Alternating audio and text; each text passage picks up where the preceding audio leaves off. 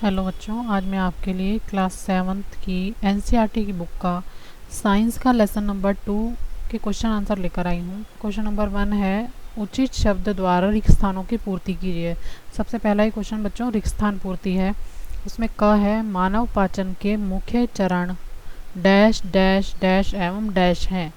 तो इसका आंसर है बच्चों अंतःग्रहण, पाचन, अवशोषण, स्वर्गीकरण एवं निष्कासन। मैंने सबके आंसर आपको नीचे लिख के दिए हैं, ठीक है। प्रश्न नंबर 2 है, मानव शरीर की सबसे बड़ी ग्रंथि का नाम है यकृत। ग है, आमाशय में हाइड्रोक्लोरिक अम्ल एवं डैश का स्राव होता है। इसका आंसर है बच्चों आमाशयी। आमाशयी का स्राव होता है जो भोजन पर क्रिया करते हैं। घ है, क्षुद्रांत की आंतरिक भित्ति पर उंगली के समान अनेक प्रवर्ध होते हैं जो दीर्घ रोम कहलाते हैं, ठीक है बच्चों। और च है, अमीबा अपने भोजन का पाचन खद्धान्ही से करता है या में करता है, ठीक है। तो ये हो गया क्वेश्चन नंबर 1। प्रश्न नंबर 2 है बच्चों सत्य और असत्य का क्वेश्चन है। ये लिखा है, सत्य एवं असत्य कथनों को। प्रश्न नंबर 2 है, सत्य एवं असत्य कथनों को चिन्हित कीजिए। क है, मंड का पाचन आमाशय से प्रारंभ होता है। बच्चों ये असत्य है। अगला है ख, जीभ लाला ग्रंथि को भोजन के साथ मिलाने में सहायता करती है। ये सत्य है बच्चों। ग वाला है, पित्ताशय में रस अस्थायी रूप से भंडारित होता है। ये सत्य है बच्चों। और घ है, रूमिनेंट।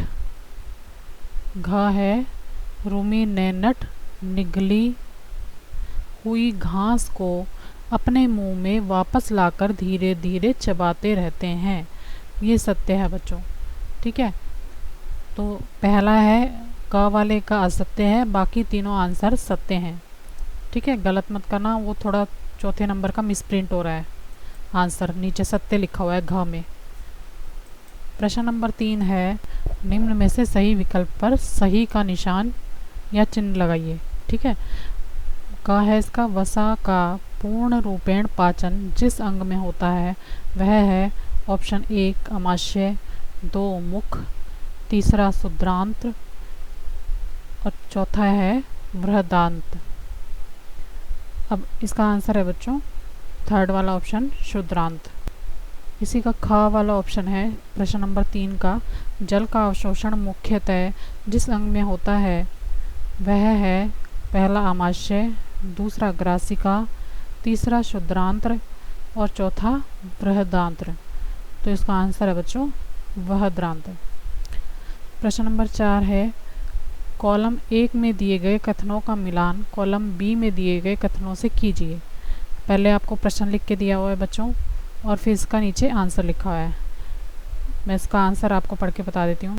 कार्बोहाइड्रेट्स हैं शर्करा, प्रोटीन है एमिनो अम्ल और वसा है वसा अम्ल एवं गिलसारल, ठीक है।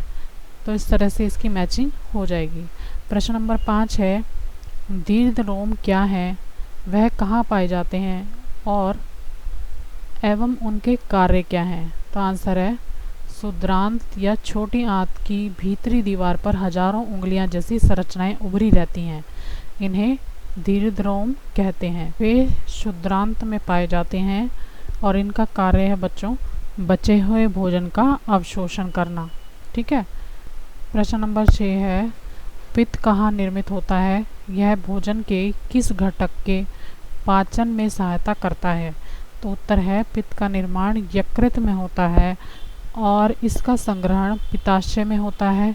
यह भोजन में उपस्थित वसा का पाचन करता है। प्रश्न नंबर 7 है बच्चों, उस कार्बोहाइड्रेट का नाम लिखिए जिसका पाचन रूमिनेट द्वारा किया जाता है परंतु मानव द्वारा नहीं, इसका कारण बताइए। तो उत्तर है कार्बोहाइड्रेट का नाम सेल्यूलोज है जिसका पाचन मनुष्य नहीं करता, यह सिर्फ रूमिनेट यानी मवेशी द्वारा ही इसका पाचन होता है। इसका कारण यह है कि सेल्यूलोज एक विशेष प्रकार का कार्बोहाइड्रेट है और इसका पाचन रूमिनेट्स कर सकते हैं। रूमिनेट्स में क्षुद्रांत एवं बृहदांत्र के बीच एक थैलीनुमा बड़ी संरचना होती है जहां भोजन के सेल्यूलोज का पाचन यहाँ पर कुछ जीवाणुओं द्वारा किया जाता है जो मनुष्य के आहार नाल में उपस्थित होते हैं। प्रश्न नंबर 8 है बच्चों, क्या कारण है कि हमें ग्लूकोज से ऊर्जा तुरंत प्राप्त होती है? आंसर है ग्लूकोज शर्करा का एक सरल रूप है जिसे पाचित करना बहुत ही आसान है और यह तुरंत ही आंतों द्वारा अवशोषित हो जाता है। यही कारण है कि हमें ग्लूकोज से तुरंत ऊर्जा प्राप्त होती है। प्रश्न नंबर 9 है, ये लिखा है आहार नाल में कौन से भाग द्वारा निम्न क्रियाएं संपादित होती हैं? पचे हुए भोजन का अवशोषण, तो इसका आंसर है बच्चों क्षुद्रांत। सेकंड है भोजन को चबाना, तो ये किससे करते हैं? मुंह से। थर्ड है जीवाणु नष्ट करना, तो ये किसका काम है बच्चों? आमाशय का। अगला है भोजन का संपूर्ण पाचन, तो ये काम है क्षुद्रांत का। और पांचवा है मल का निर्माण करना, तो ये है बृहदांत्र का काम। ठीक है, आगे प्रश्न नंबर 10 है बच्चों, मानव एवं अमीबा के पोषण में कोई एक समानता या एक अंतर लिखिए। तो आंसर है बच्चों समानता लिखेंगे पहले। दोनों में पाचन रस की सहायता से जटिल पदार्थ सरल पदार्थों में परिवर्तित होते हैं।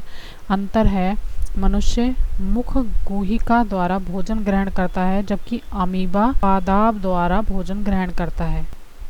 प्रश्न नंबर 11 है, कॉलम में दिए गए शब्दों का मिलान कॉलम बी से उचित कथन से कीजिए। तो कॉलम ए है बच्चों लाला ग्रंथि, जिसका आंसर है लाला रस स्रावित करना। ख है आमाशय, इसका आंसर है अम्ल का निर्मोचन करना, अम्ल का निर्मोचन। ग है यकृत, इसका आंसर है पित्त रस का स्त्रावण करना। घ है मलाशय, इसका आंसर है सेकंड वाला बिना पचे भोजन का भंडारण। च है क्षुद्रांत, इसका है पाचन का पूरा होना। छ है बृहदांत्र, तो इसका है बच्चों जल का अवशोषण। ठीक है, तो ये आपकी मैचिंग ऐसे हो जाएगी। मैंने आंसर साथ के साथ मैच करके दिखाए हुए हैं। प्रश्न नंबर 12 है बच्चों, चित्र 2.11 में दिए हुए पाचन तंत्र के आरेख को नामांकित कीजिए। तो इसका नाम लिखने हैं। सबसे पहले लिखा है पित्ताशय, फिर इधर देखिए आमाशय, अग्नाशय, क्षुद्रांत, बृहदांत्र और मलाशय और गुदा। ठीक है, इस तरह से इसके नाम आ जाएंगे। प्रश्न नंबर 13 है, क्या हम केवल हरी सब्जियों घास का भोजन कर जीवन का निर्वाह कर सकते हैं? चर्चा कीजिए। उत्तर है नहीं, हम केवल हरी सब्जियों घास का भोजन कर जीवन निर्वाह नहीं कर सकते, क्योंकि इसमें मुख्यतः सेल्यूलोज होता है जिसे हम पचा नहीं सकते। ठीक है बच्चों, तो ये थे बच्चों आपके लेसन 2 के क्वेश्चन आंसर। अगर मेरा वीडियो आपको अच्छा लगे तो प्लीज़ मेरे चैनल को लाइक करना, सब्सक्राइब करना। Thank you very much.